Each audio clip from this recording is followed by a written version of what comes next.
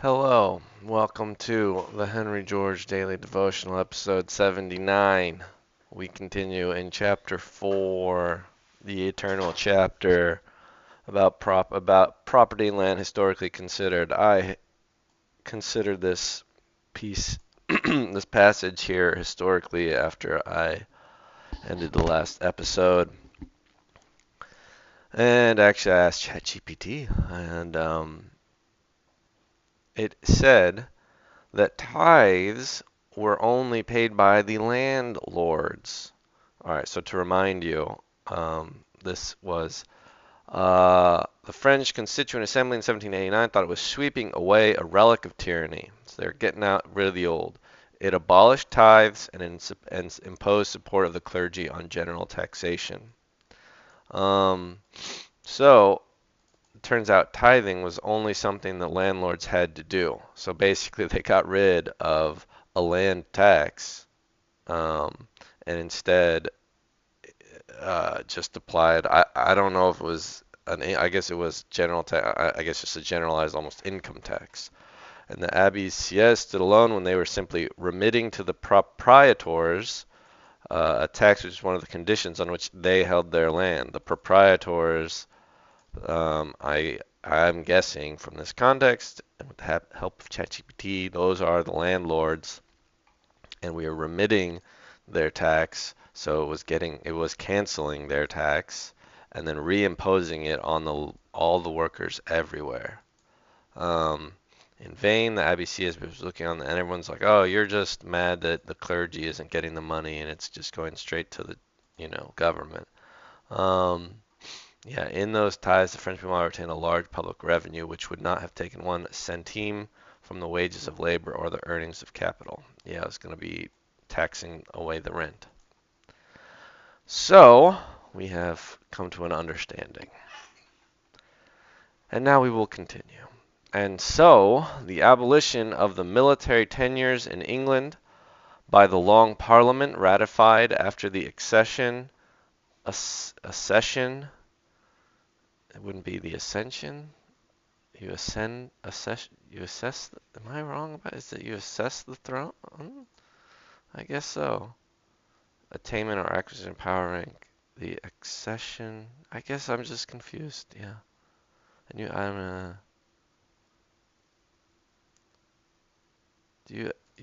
you ascend the throne or access? He ascended the throne, accession, yeah, okay, well, learning more and more. Um, Though simply an appropriation of public revenues by the feudal landholders, who thus got rid of the consideration on which they held the common property of the nation and saddled it on the people at large.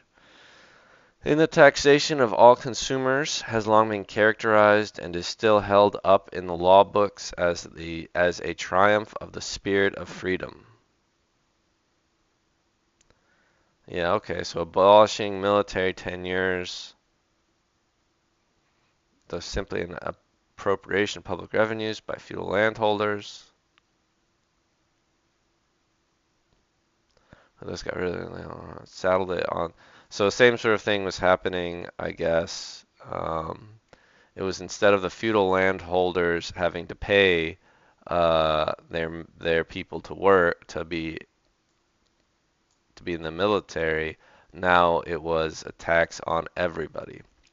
So effectively, again, it was a landlord-specific tax, which is sort of a kind of land tax, I guess, and then it now was distributed to everybody. Unfortunate. These kinds of examples really do feel like a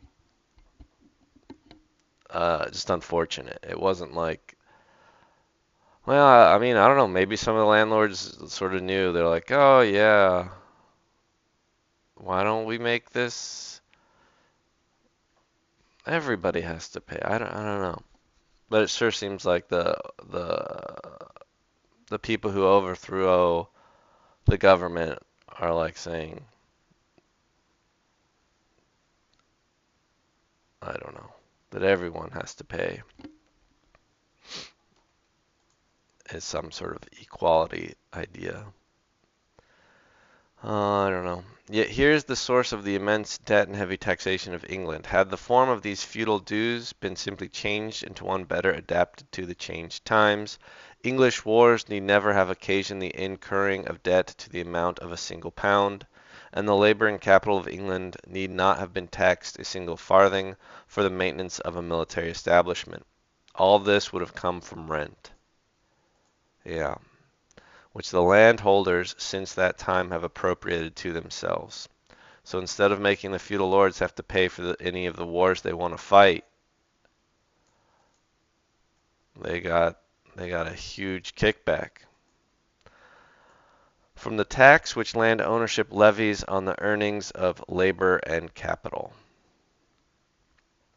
I don't know how the land ownership is the one levying it. I thought it was just the central government, but whatever. The landholders of England got their land on terms which required them, even in the sparse population of Norman days, to put in the field upon call 60,000 perfectly equipped horsemen. Andrew Bissett, in Strength of the Nations, London, a suggestive work in which he calls the attention of the English people to this measure by which the landowners avoided the payment of their rent to the nation, disputes the statement of Blackstone that a knight's service was but for 40 days, and says it was during necessity. And on the further condition of various fines and incidents which amounted to a considerable part of the rent. It would probably be a low estimate to put the pecuniary value of these various services and dues at one half the rental value of the land. Had the landholders been kept to this contract and no land permitted to be enclosed except upon similar terms, the income accruing to the nation from English land would today be greater by many millions than the entire public revenues of the United Kingdom. England today might have enjoyed absolute free trade. There need not have been a customs duty, an excise, a license, an income tax, yet all the present expenditures could be met and a large surplus remain to be devoted to any purpose which would conduce to the comfort or well-being of the whole people. Quite a claim that, I don't know, is it like buried in that claim that if all of the lords had to pay for all of their military excursions, uh, then all the regular people would have had more money instead of all the regular people being taxed for these military excursions. I don't know. Seems like there's a lot of effects at play. Seems like you'd think. Yeah, I don't know if the feudal lords would have been as war hungry as they traditionally were. Um, and so they would be exhausting. I suppose they would be. They'd be exhausting their own funds so long as they're able to like defend their land and claim more land. But I don't know if they would have been so into colonizing. I guess they maybe would have. I don't know over what period of time he's talking about. Hi, Justin. Um,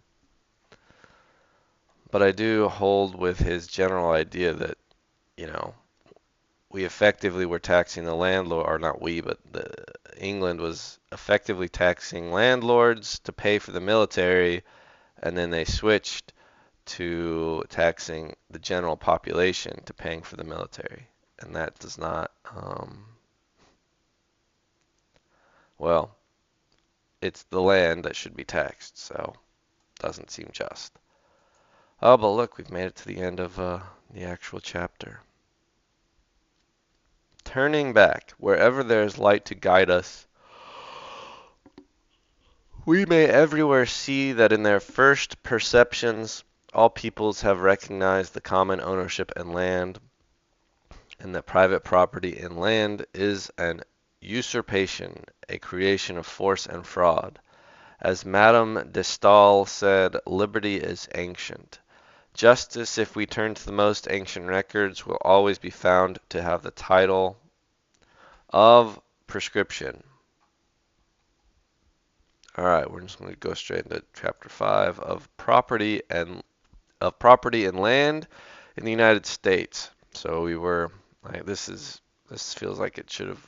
Well, he went so long in chapter 4, I guess. He needs a separate chapter just to talk about the history of land in the U.S. In the earlier stages of civilization, we see that land is everywhere regarded as common property.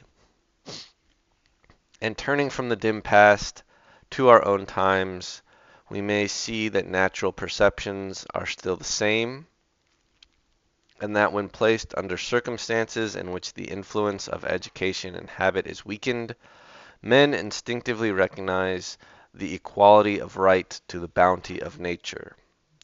The discovery of gold in California brought together in a new country men who had been used to look on land as the rightful subject of individual property, and of whom probably not one in 1,000 had ever dreamed of drawing any distinction between property in land and property in anything else.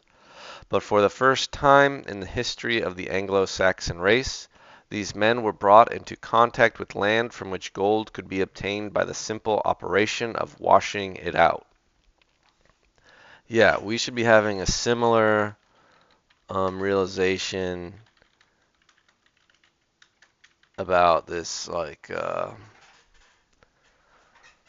yeah, September 2023. Somebody discovered 20 to 40 million metric tons of lithium in Nevada-Oregon border. Could be the largest deposit in the world. And owner.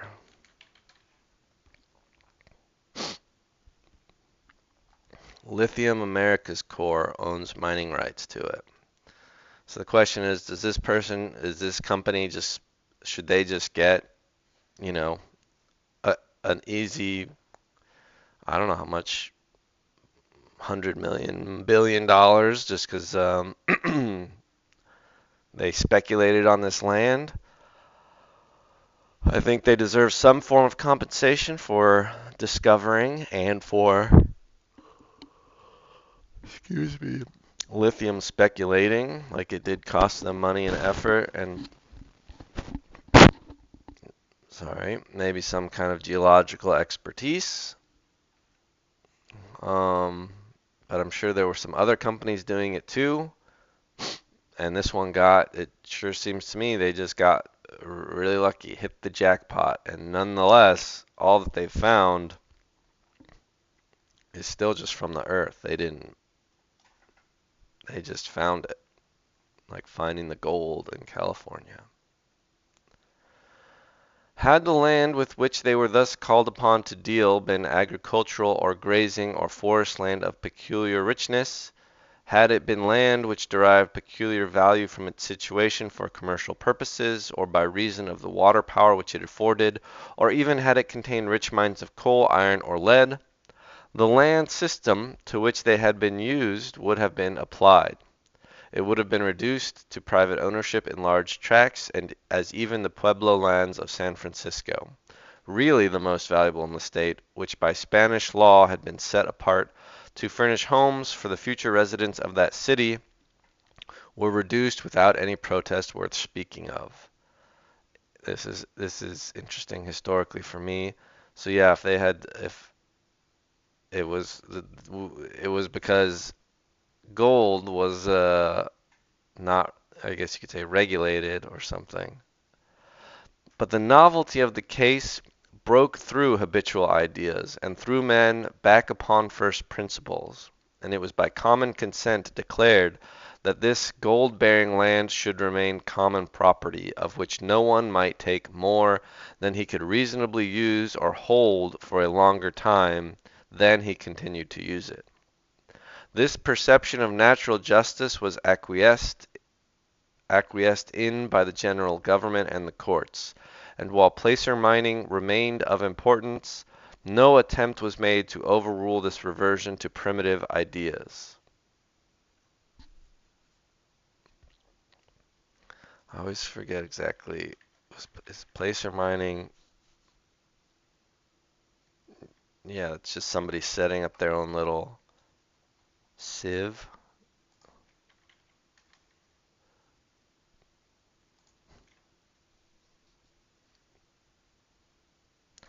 The title to the land remained in the government, and no individual could acquire more than a possessory claim. The miners in each district fixed the amount of ground an individual could take and the amount of work that must be done to constitute use.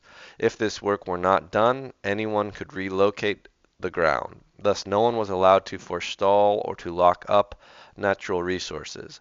Labor was acknowledged as the creator of wealth, was given a free field, and secured in its reward.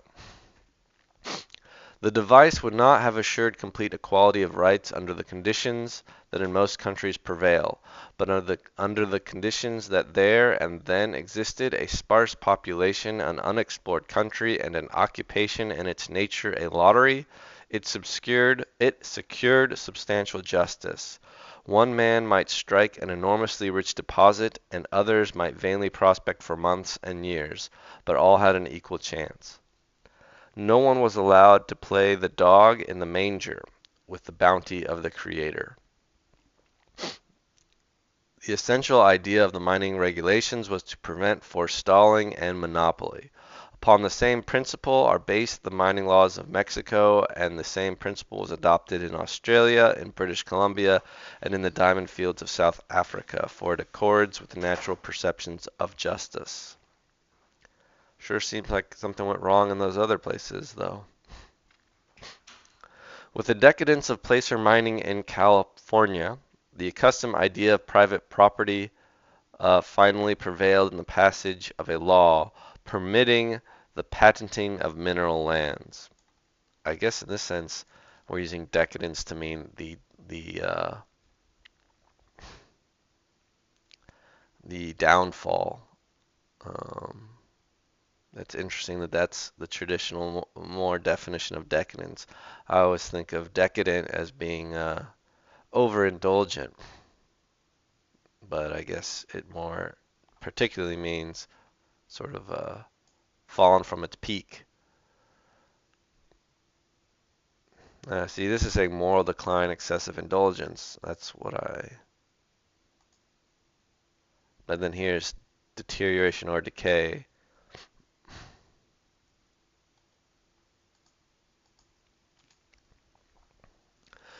The only effect is to lock up opportunities, to give the owner of mining ground the power of saying that no one else may use what he does not choose to use himself. And there are many cases in which mining ground is thus withheld from use for speculative purposes, just as valuable building lots and agricultural land are withheld from use. But while thus preventing use, the extension to mineral land of the same principle of private ownership, which marks the tenure of other lands, has done nothing for the security of improvements. The greatest expenditures of capital in opening and developing mines, expenditures that in some cases amounted to millions of dollars, were made upon possessory titles. I've taken from context that possessory is means like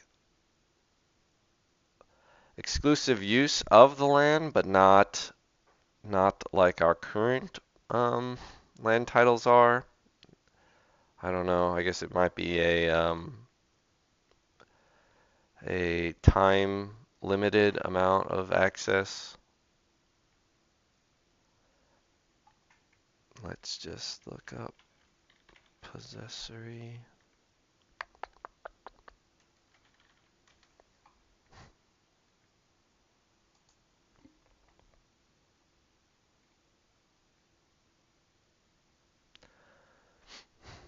Possession with the result that they obtain a fee simple interest in the land.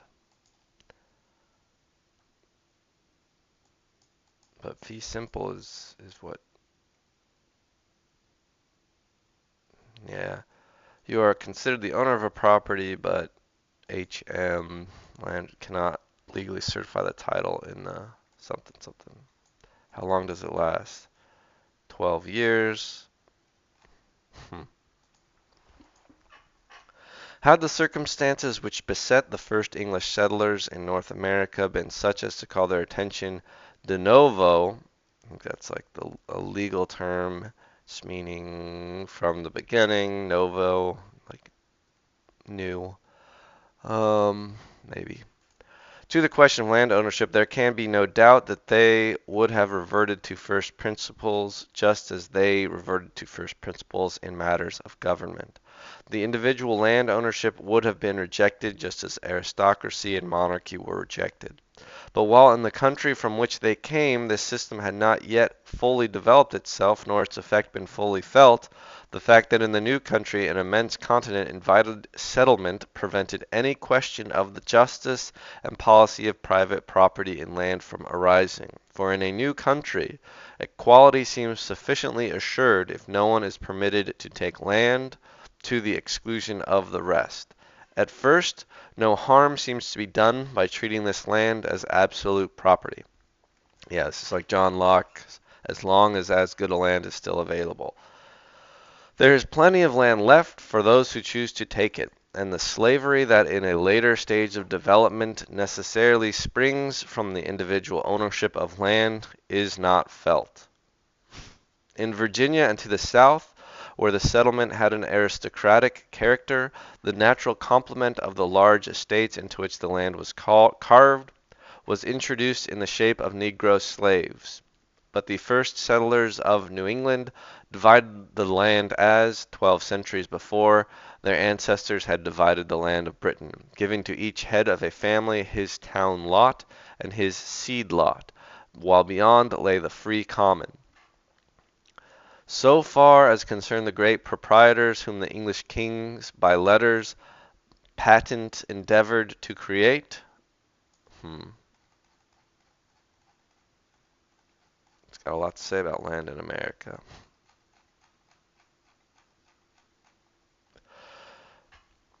So far as concerned the great proprietors whom the English kings by letters patent, I guess by patent letters, I don't know, letters patent endeavored to create, by letters patent, I don't know.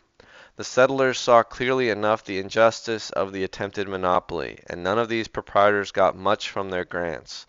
But the plentifulness of land prevented attention from being called to the monopoly which individual land ownership, even when the tracts are small, must involve when land becomes scarce. And so it has come to pass that the great public of the modern world has adopted, at the beginning of its career, an institution that ruined the republics of antiquity, that a people who proclaim the inalienable rights of all men to life, liberty, and the pursuit of happiness, have accepted without question a principle which, in denying the equal and inalienable right to the soil, finally denies the equal right to life and liberty. That a people who at the cost of a bloody war have established chattel slavery, yet permit slavery in a more widespread and dangerous form to take root. Yeah, the American experiment. Down with monarchy, but onward with private property. It was a small win. And when the value of land was primarily in its agricultural use, there definitely was plenty of good land in the new continent. All right, I'll see you next time.